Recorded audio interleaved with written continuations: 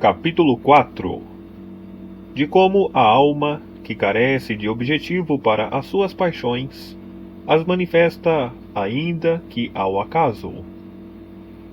Um fidalgo de nossa sociedade, sujeito a ataques de gota, tinha por hábito responder gracejando aos médicos que lhe recomendavam abster-se de carnes salgadas, que lhe apetecia responsabilizar alguém ou alguma coisa quando o mal o visitava e seu sofrimento aumentava, e aliviava-lhe a dor poder atribuir a causa disso, ora ao chouriço, ora à língua de boi ou ao presunto que comera, mandando-os ao diabo.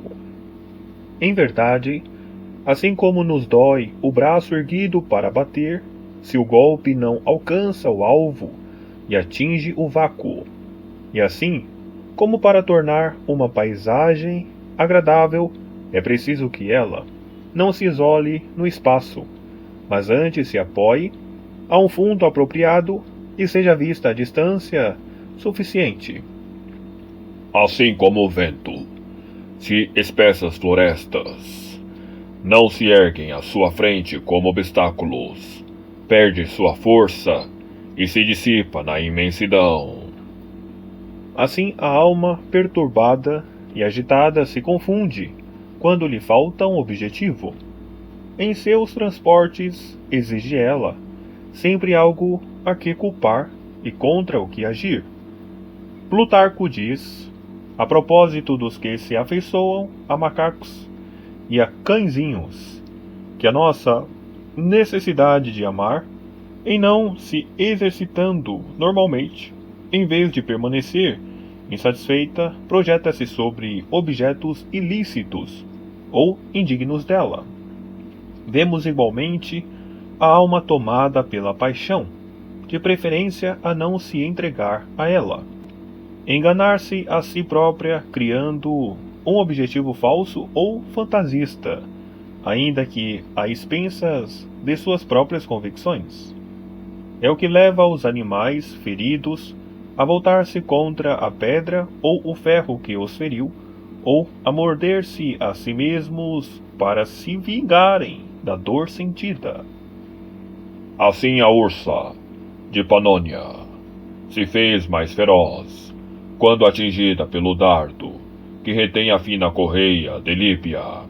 Furiosa, procura morder a lança, que a rasga, e persegue o ferro que com ela gira.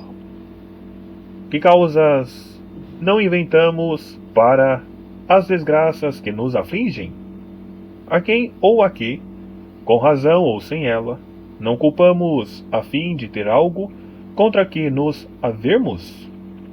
Em teu desespero, arrancas as loiras tranças, rasgas o peito a ponto de o sangue manchar-lhe a brancura.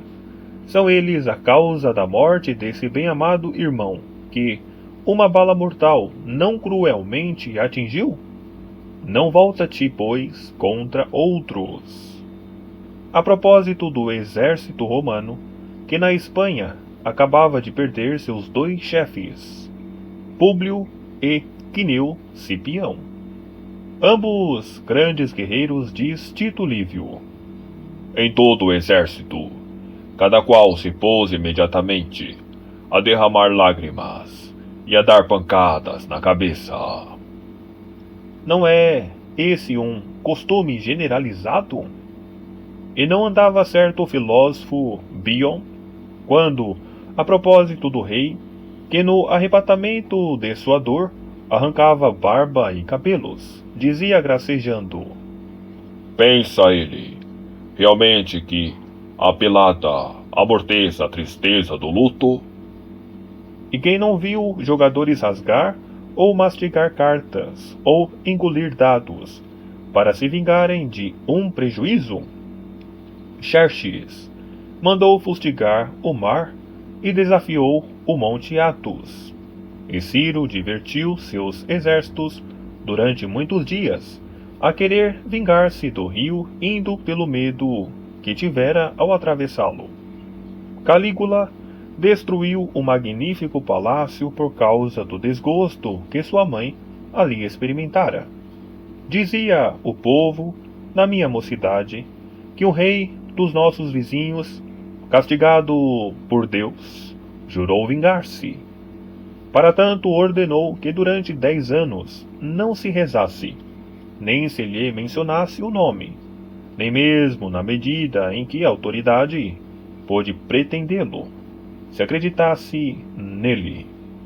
E com isso não procurava o povo apontar a tolice do soberano, mas sim a glória da nação cujo rei assim agia. Presunção e estupidez andam juntas, porém tais atos mais se explicam pelo primeiro do que pelo segundo defeito. O imperador Augusto, tendo enfrentado violenta tempestade no mar, pôs-se a desacatar Netuno, e como vingança, mandou retirar a estátua dessa divindade durante as festas circenses, extravagância menos desculpável ainda que as precedentes. Mais absurdo ainda se mostrou quando Quintílio Varo foi derrotado na Alemanha. Tomado de cólera e desespero, batia a cabeça contra os muros e gritava: Varo, Varo, devolve minhas legiões.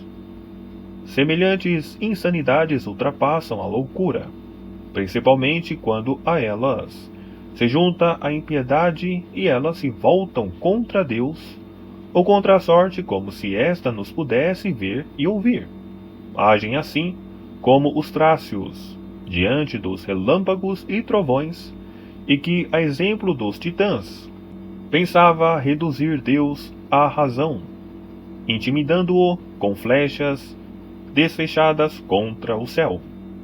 Ora, como diz um poeta antigo em Plutarco, não nos devemos encolerizar contra os acontecimentos, porquanto não se preocupam com as nossas iras.